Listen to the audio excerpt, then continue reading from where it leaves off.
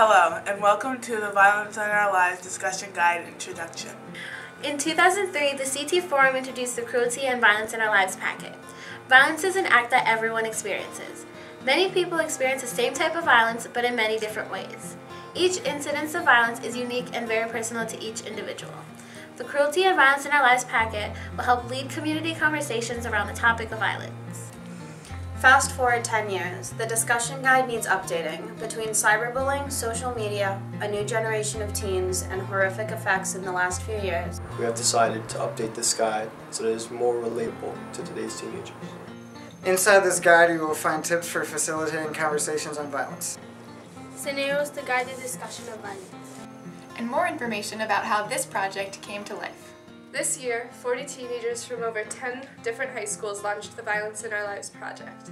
This is the Violence in Our Lives project group. We meet twice a month to discuss, research, and collaborate our ideas into one for the new discussion guide. There's always pizza at our meetings. At our meetings, we've had guest speakers from the Connecticut Coalition Against Domestic Violence and the Junior Newtown Action Alliance.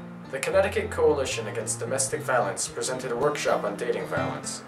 This was helpful because it allowed us to think differently about how we would address dating violence in the discussion guide we are creating. During the Junior Newtown Action Alliance meeting, we got into groups to brainstorm how we would address the topic of gun violence in our communities, and a lot of great ideas came from this meeting.